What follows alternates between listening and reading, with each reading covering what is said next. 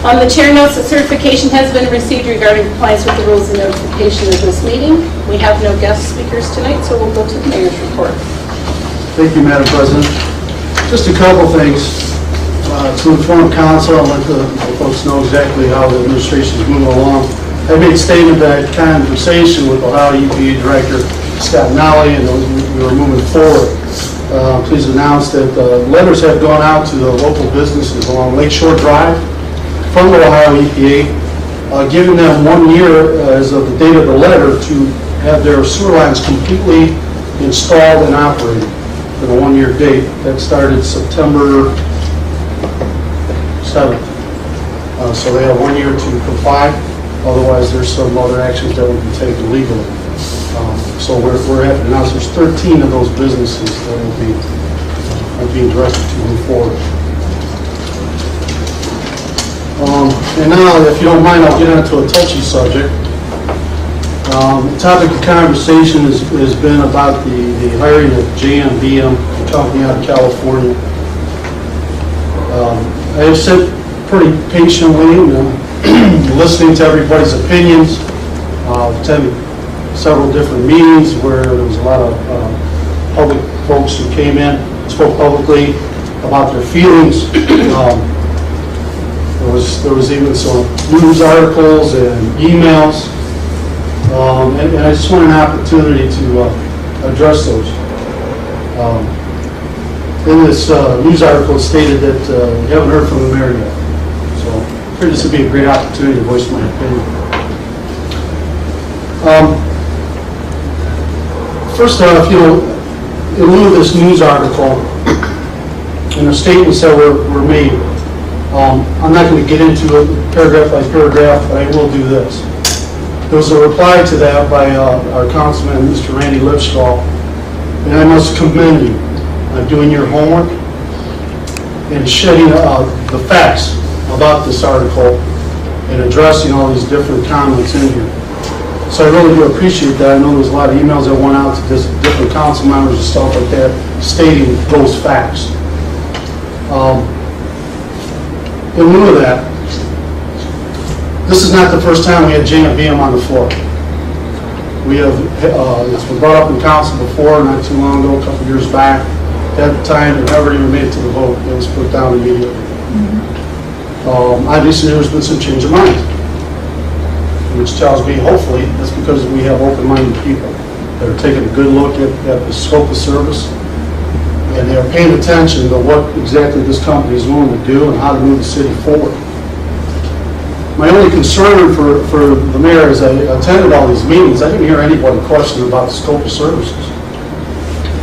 I heard a lot of bantering going on back and forth amongst people in our community, council members going back and forth about how we have to develop that waterfront. This is what we should have. This is what we need to do. This is how we're going to solve the problems of the city of Port Clinton. The topic for me, this ordinance, what it represents is, and the ordinance was brought to light due to a motion by Ms. Banco, was whether or not we want JMBM to represent the city of Port Clinton. Do we feel confident in them to help us with the process of developing that property? And I have some serious concerns when we spend so much time bickering back and forth about what we want on that property versus the merits of this company. Now, I read the scope of service, and I got to be honest with you, I'm not in favor of it, not one bit. There's a lot of different issues that I see that I'm not very happy with. I think there's a lot of different processes that we are, once again, in my opinion, we're putting the cart before the horse. We have zoning issues that have not been addressed to even deal with that property in our city totally. We have a company, and I don't know about you, I might be a little bit old-fashioned, but when I work a deal, I want to be able to sit across from that individual or that company and speak to them. This company is not willing to come here. They want to do it through video conference. Now, I appreciate the fact that this is a modern day and a lot of things are done through video.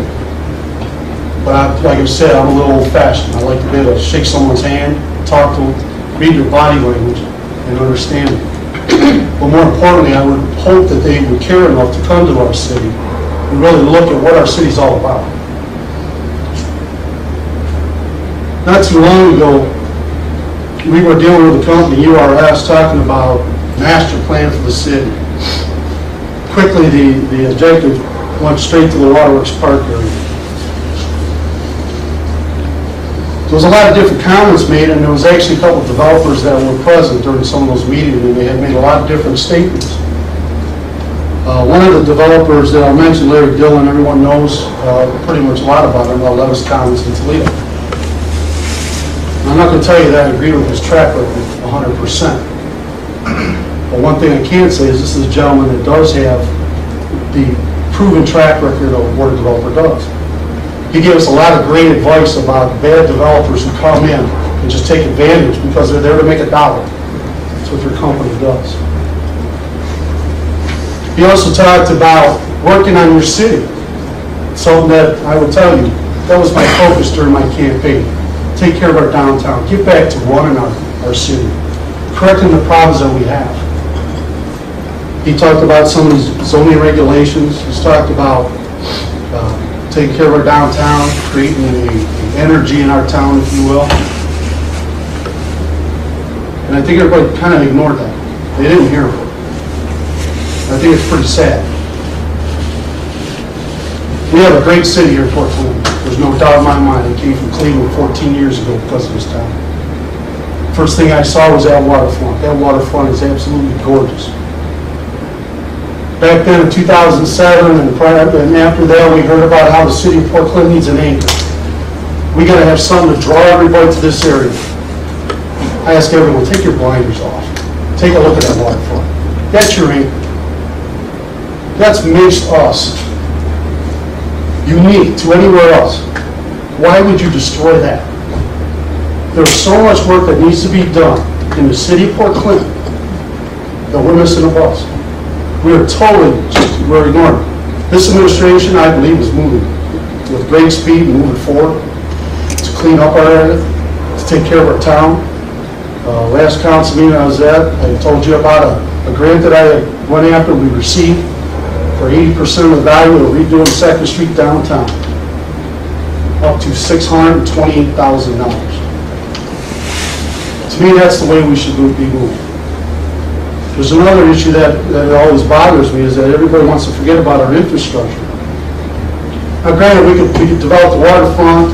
We could ask some companies that are developing that to make our infrastructure better so that we can even accept any kind of big development. Because I'll tell you right now, we're not ready for it. The simple fact is I believe in win-win situations.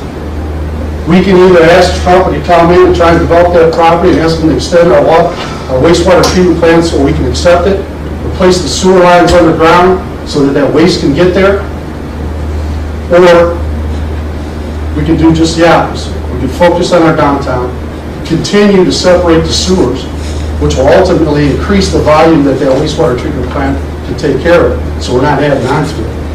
We can continue doing stuff like going after the businesses that should be tapped in, that are right now allegedly polluting our river, which ends up on our beaches, which is a big problem with our economy here in Port Clinton. Has a big impact on it. Or we can continue to look for that magic pill. What I mean by that is you think that development of that waterfront is going to save Port Clinton. I hate to say this, but you're sadly mistaken. That is a pipe dream and nothing more than that. You can put a hotel up there. Well, you take a look at the hotels we got now. Are they full during the wintertime? Is that creating year-round business? I don't believe so. You can put a convention center in there. I gotta be honest with you. If I'm gonna have a convention, I'm gonna need something for the families to do. I'm probably gonna go to Sandusky, go to Colorado. So I can put my kids in that water park, and I can have my meetings, and make it into a family outing. You have a lot of important decisions to make on this issue. I made the statement that I would go along with what the direction of council directs me to. I will also expand on that. I would do it up to a certain point. If it comes to the point where I believe that it's totally detrimental to the city and the people of Port Clinton and their tax dollars, I will go against it. There's no doubt in my mind. I was elected in this position to do the job. I take it extremely serious. I would ask that council do the same thing. Get past all the rhetoric, all the good comments and bad comments and all arguments, And look at what happened because of this ordinance. We drove a wedge right between the city once again. In this article, it talked about a lot of different townships and other cities and how they're doing so good. As I talked to them, not one of them hired JMB from Los Angeles. They got down to what they were supposed to do. They took care of what they had. You know, there's real simple. For me, it's an old saying, why get something else when you can't take care of what you have? I think your focus is a little distorted. And I firmly believe that we owe the city of Port Clinton, citizens, to utilize their tax dollars in the right way. This is a great city. Please give a lot of thought to who you're hiring, where that money's going. As I go through that scope of service, the other problems that I see is that they're not doing it by themselves. They want to bring other companies in. That's more money. So let's not say it's only 10 to 20,000. It's going to turn into a heck of a lot more than that. There's some other comments made just the other evening, and again, I'll direct it to Mr. Lipstraw. Take that money, invest in your downtown. Invest in the business owners. Invest in the opportunity for entrepreneurs to come here. I also heard about, there's so many different storefronts that are empty right now. You know, in the city of Portland, there are 2. They are being filled. We need to keep moving in a positive light to keep them here, to help them. I don't believe working on the development on the waterfront is going to help them. Because in all reality, if you start today, it's a 5 to 10 year process to get that up and running. And that's if we're lucky. That's if we can come up with money to build the infrastructure. Now you're saying a developer may come in here and take care of those problems. I guarantee you, why would a developer, if I'm the developer, why would I come here and invest in your infrastructure when I can go down the street and I don't have to do any of that? These are realities. Not any kind of stories that we write in papers. Comments that we make, the bickering that we have going back and forth. There are a lot of great things, like I said, happening in Port Clinton. We have a lot of plans. Ms. Hardlodge has worked her tail off to get this property over by the beaches preserved. It's very successful. It took a lot of time. Nothing happens overnight.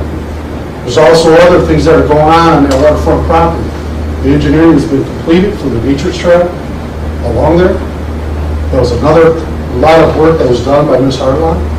Things that we don't open up and we don't share right away. And it's not because we're not being transparent. Because there's a lot of work that needs to be done before you bring something to council and say, here are the facts.